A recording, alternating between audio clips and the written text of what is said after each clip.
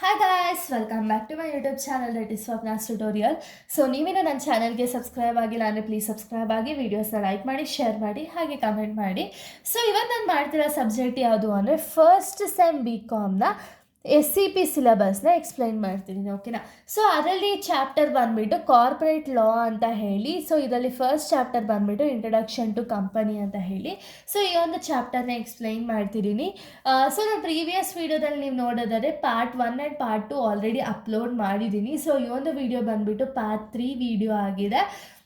So part 2 video ನೀವು ಯಾರ್ಯಾರೆಲ್ಲ previous video ನೋಡಿಲ್ವೋ, because ಆ ಒಂದು ವಿಡಿಯೋ ನೋಡ್ಕೊಂಡು ಬನ್ನಿ, ಯಾಕೆಂದರೆ ನಿಮಗೆ ಕಂಟಿನ್ಯೂಷನ್ ಅನ್ನೋದು ಪ್ರಾಪರಾಗಿ ಸಿಗುತ್ತೆ ಅನ್ನೋ ರೀಸನಿಂದ.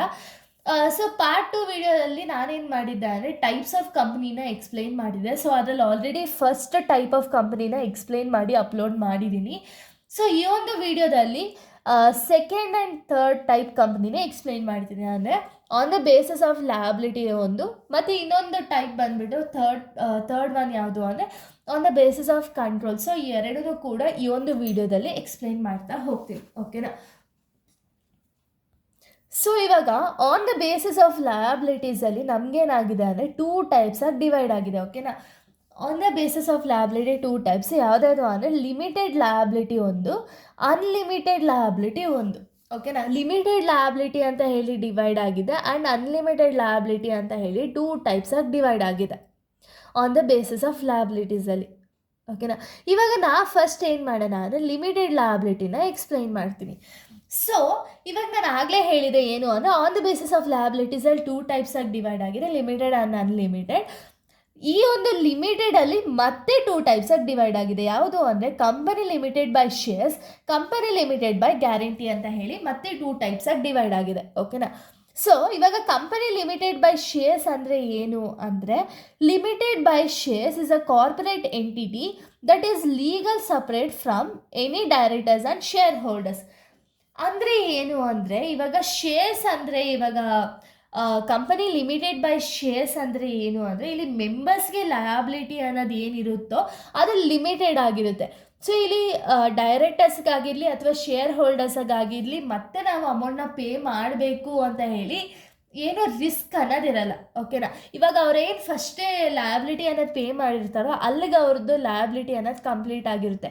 ಈಗ ಕಂಪನಿ ಏನಾದರೂ ಮತ್ತೆ ಇನ್ನೊಂದ್ಸರಿ ಲಾಸ್ ಸಿಚುಯೇಷನ್ ಫೇಸ್ ಮಾಡ್ತಿದ್ದಾರೆ ಅಂದರೆ ಮತ್ತೆ ಇವ್ರು ಕಾಂಟ್ರಿಬ್ಯೂಷನ್ ಮಾಡೋ ಅವಶ್ಯಕತೆ ಇರಲ್ಲ. ಯಾರಿಗೆ ಅಂದರೆ ಕಂಪನೀಸ್ ಲಿಮಿಟೆಡ್ ಬೈ ಶೇರ್ಸ್ ಏನಿದೆಯೋ ಅವ್ರಿಗೆ ಮತ್ತೆ ಇನ್ನೊಂದು ಸತಿ ಅಮೌಂಟ್ನ ಕೊಡಬೇಕು ಅನ್ನೋದು ಏನು ರೀಸನ್ಸೇ ಇರಲ್ಲ. But company limited by guarantee ಅಂದರೆ ಏನು ಅಂದರೆ it is A company distinct legal entity from its owner and it's responsible for its own depth. ಅಂದರೆ ಇಲ್ಲೇನು ಅಂದರೆ ಕಂಪನಿ ಮೆಂಬರ್ಸ್ ಏನಿರ್ತಾರೋ ಗ್ಯಾರಂಟಿ ಕೊಟ್ಟಿರ್ತಾರೆ. ಇವಾಗ ಏನಾದ್ರು ಲಾಸ್ ಏನಾದ್ರು ಆಯಿತು ಅಂದರೆ ನಾವು ಮತ್ತೆ ಪೇಮೆಂಟ್ ಮಾಡ್ತೀವಿ ಅಂತ ಹೇಳಿ ಗ್ಯಾರಂಟಿಂಗ್ ಕೊಟ್ಟಿರ್ತಾರಲ್ವಾ. ಸೊ ಅದನ್ನು ನಾವು ಕಂಪನಿ ಲಿಮಿಟೆಡ್ ಬೈ ಗ್ಯಾರಂಟಿ ಅಂತ ಹೇಳಿ ಕರಿತೀವಿ, ಓಕೆನಾ. ಸೊ ಈ ಒಂದು ಲಿಮಿಟೆಡ್ ಲಯಬಿಲಿಟಿನ ಒಂದು ಫೀಚರ್ಸ್ ಏನೇನಿದೆ ಅಂದರೆ, ಸೊ ಇವಾಗ ನೀವು ನೋಡ್ಬೋದು ನಾನು ಆಲ್ರೆಡಿ ಪಾರ್ಟ್ 2 ಅಲ್ಲಿ ಕೂಡ 1% ಕಂಪನಿ ಫೀಚರ್ಸ್ ಆಗಿರ್ಬೋದು, private company, public company features ಆಗಿರ್ಬೋದು ಸಿಮಿಲರ್ ಕೊಟ್ಟಿದೆ. ಯಾಕೆ ಅಂದರೆ ನಿಮಗೆ ಗ್ಯಾಪ್ನಾಗ ಇಟ್ಕೊಳ್ಳೋಕ್ಕೆ ಸ್ವಲ್ಪ ಈಸಿ ಆಗುತ್ತೆ ಅಂತ ಹೇಳಿ. ಸೊ ಇಲ್ಲೂ ಕೂಡ ಸೇಮೇ ಬರುತ್ತೆ, ಏನು ಚೇಂಜಸ್ ಇರಲ್ಲ, ಸ್ವಲ್ಪ ಪಾಯಿಂಟ್ಸ್ ಮಾತ್ರ ಚೇಂಜಸ್ ಇರುತ್ತೆ ಅಷ್ಟೇ. ಸೊ ಫೀಚರ್ಸಲ್ಲಿ ಫಸ್ಟ್ ಒನ್ ಬಂದುಬಿಟ್ಟು ಲಿಮಿಟೆಡ್ ಬೈ ಲಯಬಿಲಿಟಿ. ಅಂದರೆ ಈ ಒಂದು ನೇಮ್ ಹೇಳ್ತಿರೋದೇನು ಅಂದರೆ ಲಿಮಿಟೆಡ್ ಲಯಬಿಲಿಟಿ ಅಂತಲೇ ನಮಗೆ ಆನ್ ದ ಬೇಸಿಸ್ ಆಫ್ ಲಯಬಿಲಿಟಿಯಲ್ಲಿ ಫಸ್ಟ್ ಟೈಪ್ ಅಲ್ವಾ.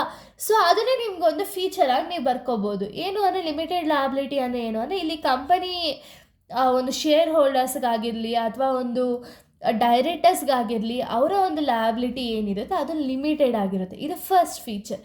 Next ownership flexibility. ಸೊ ಇಲ್ಲೂ ಕೂಡ ಆರಾಮ್ಸೆ ಓನರ್ಶಿಪ್ ಅನ್ನೋದನ್ನ ಟ್ರಾನ್ಸ್ಫರ್ ಮಾಡ್ಬೋದು, ಒಬ್ಬ ಪರ್ಸನಿಂದ ಇನ್ನೊಬ್ಬ ಪರ್ಸನ್ಗೆ ಆರಾಮ್ಸೆ ಟ್ರಾನ್ಸ್ಫರ್ ಮಾಡ್ಬೋದು. ನೆಕ್ಸ್ಟು ಟ್ರಾನ್ಸ್ಫರಬಿಲಿಟಿ. ಸೊ ಇಲ್ಲಿ ಟ್ರಾನ್ಸ್ಫರಬಿಲಿಟಿ ಅಂದರೆ ಏನು ಅಂದರೆ ಶೇರ್ಸ್ನ ಕೂಡ ಆರಾಮ್ಸೆ ಟ್ರಾನ್ಸ್ಫರ್ ಮಾಡ್ಬೋದು, ಒಬ್ಬ ಪರ್ಸನಿಂದ ಇನ್ನೊಬ್ಬ ಪರ್ಸನಿಗೆ ಟ್ರಾನ್ಸ್ಫರ್ ಅನ್ನೋದನ್ನ ಮಾಡ್ಬೋದು. ಸೊ ಅದಕ್ಕೆ ಟ್ರಾನ್ಸ್ಫರಬಿಲಿಟಿ. Limited life. ಸೊ ಇಲ್ಲೂ ಕೂಡ ನಾವು ಪರ್ಪೆಚುವಲ್ ಸಕ್ಸೆಷನ್ ಕಂಟಿನ್ಯೂಸ್ ಆಗಿರುತ್ತೆ ಅನ್ನೋದನ್ನ ನಾವು ಥಿಂಕ್ ಮಾಡೋಕ್ಕಾಗಲ್ಲ. ಸೊ ಅದಕ್ಕೆ ಇಲ್ಲಿ ಲಿಮಿಟೆಡ್ ಲೈಫ್ ಅನ್ನೋದಿರುತ್ತೆ, ಓಕೆನಾ. ಸೊ ಇದು features of limited liability. So ಇವಾಗ ಆನ್ ದ ಬೇಸಿಸ್ ಆಫ್ ಲಯಬಿಲಿಟೀಸಲ್ಲಿ ಫಸ್ಟ್ ಒನ್ ಎಕ್ಸ್ಪ್ಲೈನ್ ಮಾಡಾಗಿದೆ. ಸೆಕೆಂಡ್ ಒನ್ ಯಾವುದು ಅಂದರೆ ಅನ್ಲಿಮಿಟೆಡ್ ಲಯಬಿಲಿಟಿ ಅಲ್ವಾ. ಸೊ ಇವಾಗ ಅನ್ಲಿಮಿಟೆಡ್ ಲಯಬಿಲಿಟಿ ಅಂದರೆ ಏನು ಅಂತ ಹೇಳಿ ಇವಾಗ ತಿಳಿತಾ ಹೋಗೋಣ. ಸೊ ಇಲ್ಲಿ ಅನ್ಲಿಮಿಟೆಡ್ ಲಯಬಿಲಿಟಿ ಅಂದರೆ ಏನು ಅಂದರೆ the shareholders of the companies will be having an unlimited liability. So limited ಲಯಬಿಲಿಟಿಯಲ್ಲಿ ನಾನು ಏನು ಹೇಳಿದೆ ಅಂದರೆ ಅಲ್ಲಿ ಶೇರ್ ಹೋಲ್ಡರ್ಸ್ಗಾಗಿರ್ಬೋದು, ಡೈರೆಕ್ಟರ್ಸ್ ಆಗಿರ್ಬೋದು, ಲಿಮಿಟೆಡ್ ಲಯಬಿಲಿಟಿ ಅನ್ನೋದಿರುತ್ತೆ. ಅದಕ್ಕೆ ಆಪೋಸಿಟೇ ಅನ್ಲಿಮಿಟೆಡ್ ಲಯಬಿಲಿಟಿ, ಆಯಿತಾ. ಇಲ್ಲಿ ಶೇರ್ ಹೋಲ್ಡರ್ಸ್ಗಾಗಿರ್ಬೋದು ಅಥವಾ ಮೆಂಬರ್ಸ್ಗಾಗಿರ್ಬೋದು ಅವ್ರಿಗೆ ಲಯಬಿಲಿಟಿ ಅನ್ನೋದು ಯಾವಾಗಲೂ ಏನಾಗಿರುತ್ತೆ, ಅನ್ಲಿಮಿಟೆಡೇ ಆಗಿರುತ್ತೆ ಹೊರತು ಲಿಮಿಟೆಡ್ ಆಗಿರಲ್ಲ. ಓಕೆನಾ. ಈ ಒಂದು ಅನ್ಲಿಮಿಟೆಡ್ ಲಯಬಿಲಿಟಿ ಫೀಚರ್ಸ್ನ ನಾವು ನೋಡೋದಾದರೆ ನಂಬರ್ ಆಫ್ ಡೈರೆಕ್ಟರ್ಸ್ ಬಂದುಬಿಟ್ಟು ಮಿನಿಮಮ್ 2 ಡೈರೆಕ್ಟರ್ಸ್ ಇರಬೇಕು, ಮ್ಯಾಕ್ಸಿಮಮ್ 15 ಡೈರೆಕ್ಟರ್ಸ್ ಅಷ್ಟೇ. ಸೊ ಈ ಒಂದು ಅನ್ಲಿಮಿಟೆಡ್ ಲಯಬಿಲಿಟೀಸ್ಗೆ. ಸೊ ಇಲ್ಲಿ ಹೆಸರು ಏನು ಹೇಳ್ತಿದೆಯೋ ಅದನ್ನೇ ಒಂದು ಫೀಚರ್ ಪಾಯಿಂಟಾಗಿ ತೊಗೋಬೋದು ನಾವು, ಅನ್ಲಿಮಿಟೆಡ್ ಲಯಬಿಲಿಟಿ. ಸೊ ಇಲ್ಲಿ ಒಂದು ಶೇರ್ ಹೋಲ್ಡರ್ಸ್ಗೆ ಲಯಬಿಲಿಟಿ ಅನ್ನೋದು ಏನಿರುತ್ತೆ ಅಂದರೆ ಅನ್ಲಿಮಿಟೆಡ್ ಆಗಿರುತ್ತೆ ಹೊರತು ಲಿಮಿಟೆಡ್ ಆಗಿರಲ್ಲ. Next shareholders limit.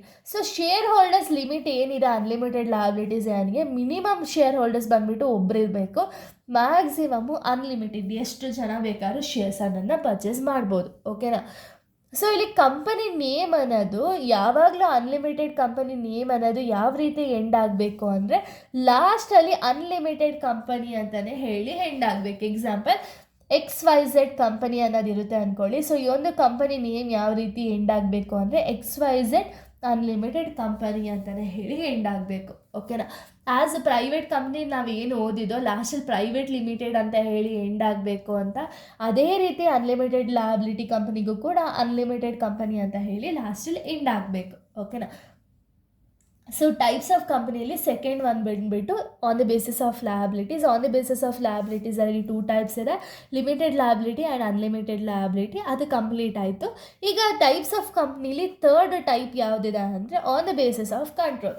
So on the basis of ಕಂಟ್ರೋಲಲ್ಲಿ ಮತ್ತು ಕೂಡ ನಿಮಗೆ ಇಲ್ಲೂ ಕೂಡ 2 ಕ್ಯಾಟಗರೀಸ್ ಆಗಿ ಡಿವೈಡ್ ಆಗಿದೆ. ಫಸ್ಟ್ ಒನ್ ಬಂದುಬಿಟ್ಟು ಹೋಲ್ಡಿಂಗ್ ಕಂಪನಿ, ಇನ್ನೊಂದು ಬಂದುಬಿಟ್ಟು ಸಬ್ಸಿಡರಿ ಕಂಪನಿ ಅಂತ ಹೇಳಿ 2 ಟೈಪ್ಸ್ ಆಗಿ ಡಿವೈಡ್ ಆಗಿದೆ. ಓಕೆನಾ. On the basis of control ಮತ್ತೆ 2 ಟೈಪ್ಸ್ ಆಗಿ ಡಿವೈಡ್ ಆಗಿದೆ, holding company and subsidiary company ಅಂತ ಹೇಳಿ.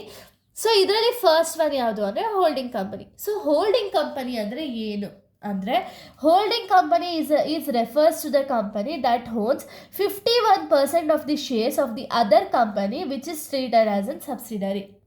ಅಂದರೆ ಏನು ಅಂದರೆ ಹೋಲ್ಡಿಂಗ್ ಕಂಪನಿ ಅನ್ನೋದು ಏನು ಅಂದರೆ ಒಂದು ಕಂಪನಿ. ಓಕೆನಾ. ಸೊ ಈ ಒಂದು ಕಂಪನಿ ಏನು ಮಾಡುತ್ತೆ ಅಂದರೆ ಸಬ್ಸಿಡರಿ ಕಂಪನಿಯ 51% ಆಫ್ ಶೇರ್ಸ್ನ ಹೋಲ್ಡ್ ಮಾಡಿರುತ್ತೆ. ಓಕೆನಾ. ಈ ಒಂದು ಹೋಲ್ಡಿಂಗ್ ಕಂಪನಿನ ನಾವು ಓನರ್ ಅಂತಲೂ ಹೇಳಿ ಕನ್ಸಿಡರ್ ಮಾಡ್ಬೋದು. ಯಾಕೆ ಅಂದರೆ 51% ಆಫ್ ಶೇರ್ಸ್ ಆಫ್ ಸಬ್ಸಿಡರಿ ಕಂಪನಿಯ ಒಂದು ಶೇರ್ಸ್ ಏನಿದೆ 51% ಅದನ್ನು ಹೋಲ್ಡ್ ಮಾಡಿರುತ್ತೆ. ಸೊ ಅದಕ್ಕೆ ನಾವು ಅದನ್ನು ಹೋಲ್ಡಿಂಗ್ ಕಂಪನಿ ಅಂತ ಹೇಳಿ ಕರಿತೀವಿ. ಓಕೆನಾ. ಸೊ ಈ ಒಂದು ಹೋಲ್ಡಿಂಗ್ ಕಂಪನಿಯ ಒಂದು ಫೀಚರ್ಸ್ ಏನೇನು ಅಂದರೆ ಓನಿಂಗ್ ಕಂಟ್ರೋಲಿಂಗ್ ಇಂಟ್ರೆಸ್ಟ್ ಅಂತ ಹೇಳಿ ಇದೆ. ಅಂದರೆ ಏನು 51% ಆಫ್ ಶೇರ್ಸ್ನ ಸಬ್ಸಿಡರಿ ಕಂಪನಿ ಶೇರ್ಸ್ನ ಹೋಲ್ಡ್ ಮಾಡುತ್ತಲ್ವ, ಸೊ ಅದಕ್ಕೆ ಈ ಒಂದು ಕಂಪನಿ ಹೋಲ್ಡಿಂಗ್ ಕಂಪನಿ ಏನಿದೆ ಅದಕ್ಕೆ ಏನಾಗಿರುತ್ತೆ ಅಂದರೆ ಆ ಒಂದು ಕಂಪ್ನಿಗೆ ಒಂದು ಕಂಟ್ರೋಲಿಂಗ್ ಇಂಟ್ರೆಸ್ಟ್ ಅನ್ನೋದಿರುತ್ತೆ. ಅಂದರೆ ಓನ್ ರೈಟ್ಸ್ ಅನ್ನೋದನ್ನ ತಗೋಬೋದು. ಓಕೆನಾ. Next limited liability. ಹೋಲ್ಡಿಂಗ್ ಕಂಪನಿಯ ಒಂದು ಶೇರ್ ಹೋಲ್ಡರ್ಸ್ ಏನಿರ್ತಾರೋ ಅವ್ರಿಗೆ ಲಯಬಿಲಿಟಿ ಅನ್ನೋದು ಯಾವಾಗಲೂ ಲಿಮಿಟೆಡೇ ಆಗಿರುತ್ತೆ. ಸೊ ನೆಕ್ಸ್ಟ್ ಒಂದು ಬಂದುಬಿಟ್ಟು ಇನ್ವೆಸ್ಟ್ಮೆಂಟ್ ಪರ್ಪಸ್. ಸೊ ಈ ಒಂದು ಹೋಲ್ಡಿಂಗ್ ಕಂಪನಿ ನಾನು ಆಗಲೇ ಹೇಳಿದ್ನಲ್ಲ, ಹೋಲ್ಡಿಂಗ್ ಕಂಪನಿ 51% ಆಫ್ ಶೇರ್ಸ್ನ ಹೋಲ್ಡ್ ಮಾಡಿರುತ್ತೆ ಅಂತ ಹೇಳಿ.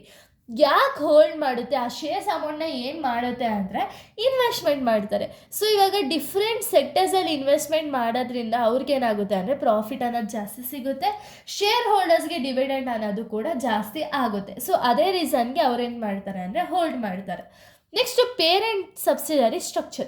ಅಂದರೆ ಇವಾಗ 50% ಆಫ್ ಕಂಟ್ರೋಲ್ ಬಂದುಬಿಟ್ಟು ಸಬ್ಸಿಡರಿ ಕಂಪನಿಯ ಒಂದು ಕಂಟ್ರೋಲ್ ಬಂದುಬಿಟ್ಟು ಹೋಲ್ಡಿಂಗ್ ಕಂಪನಿ ಮಾಡೋ ರೀಸನಿಂದ ಇದನ್ನು ಏನಂತ ಕನ್ಸಿಡರ್ ಮಾಡ್ತೀವಿ ಅಂದರೆ ಪೇರೆಂಟ್ ಕಂಪನಿ ಅಂತ ಹೇಳಿ ಕನ್ಸಿಡರ್ ಮಾಡ್ತೀವಿ. ಓಕೆನಾ. ಸೊ ಅದಕ್ಕೆ ಲಾಸ್ಟ್ ಫೀಚರ್ ಏನಿದೆ ಅಂದರೆ ಪೇರೆಂಟ್ ಸಬ್ಸಿಡರಿ ಸ್ಟ್ರಕ್ಚರ್ ಅಂತ ಹೇಳಿ ಇದೆ. ಸೊ ಇದು first one holding company features ಆಗಿದೆ. ಇಲ್ಲ ಸೆಕೆಂಡ್ ಟೈಪ್ ಬಂದುಬಿಟ್ಟು subsidiary company. So subsidiary company ಅಂದರೆ ಏನು ಅಂತ ಹೇಳಿ ಇವಾಗ ತಿಳಿಯೋಣ.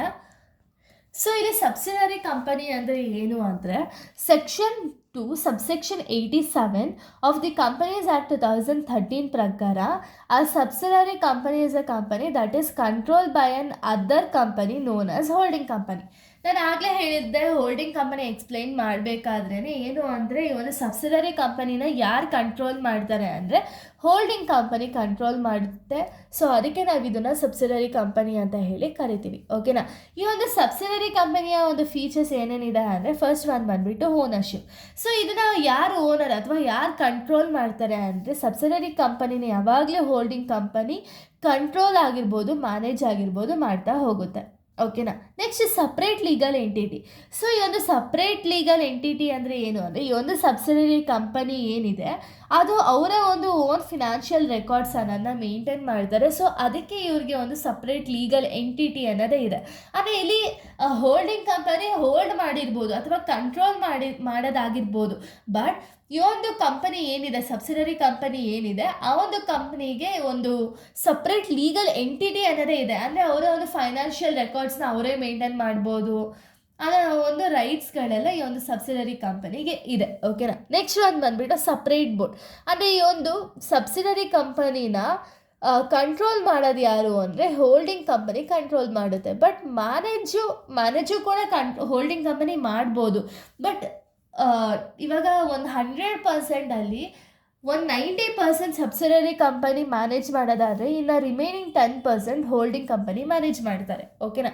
ಅದಕ್ಕೆ ಇಲ್ಲೇನಾಗುತ್ತೆ ಅಂದರೆ, ಒಂದು ಮ್ಯಾನೇಜ್ ಮಾಡೋದಕ್ಕೆ ಓನ್ ಬೋರ್ಡೇ ಇರುತ್ತೆ. ಅಂದರೆ ಸಪ್ರೇಟ್ ಬೋರ್ಡ್ ಅನ್ನೋದೇ ಇರುತ್ತೆ ಈ ಒಂದು ಸಬ್ಸಿಡರಿ ಕಂಪನಿಗೆ. ಓಕೆನಾ. Next unique name. ಅಂದರೆ ಇಲ್ಲಿ ಸಬ್ಸಿಡರಿ ಕಂಪನಿಗೆ ಇಂಥ ಹೆಸರೇ ಇಡಬೇಕು ಅನ್ನೋ ಒಂದು ರೂಲ್ಸ್ ಎಲ್ಲ ಏನೂ ಇರಲ್ಲ. ಅವ್ರಿಗೆ ಇಷ್ಟ ಬಂದಿದ್ದು ಓನ್ ನೇಮ್ ಅನ್ನೋದನ್ನ ಇಡ್ಬೋದು. ಓಕೆನಾ. ಸೊ ಇಲ್ಲಿಗೆ ಪಾರ್ಟ್ 3 ವಿಡಿಯೋ ಅನ್ನೋದು ಕಂಪ್ಲೀಟ್ ಆಗುತ್ತೆ. ಪಾರ್ಟ್ 4th ವಿಡಿಯೋದಲ್ಲಿ ನಾನು ಬೇರೆ ಟೈಪ್ಸ್ ಆಫ್ ಕಂಪನಿನ ಎಕ್ಸ್ಪ್ಲೈನ್ ಮಾಡ್ತೀನಿ. ಸೊ ಆಲ್ರೆಡಿ ನಾನು 3 ಟೈಪ್ಸ್ನ ಎಕ್ಸ್ಪ್ಲೈನ್ ಮಾಡಿದ್ದೀನಿ, types of company. In remaining 3 ಟೈಪ್ಸ್ನ ನಾನು ಬೇರೆ ಒಂದು ವಿಡಿಯೋದಲ್ಲಿ ಎಕ್ಸ್ಪ್ಲೈನ್ ಮಾಡ್ತೀನಿ. So thank you guys, thanks for watching.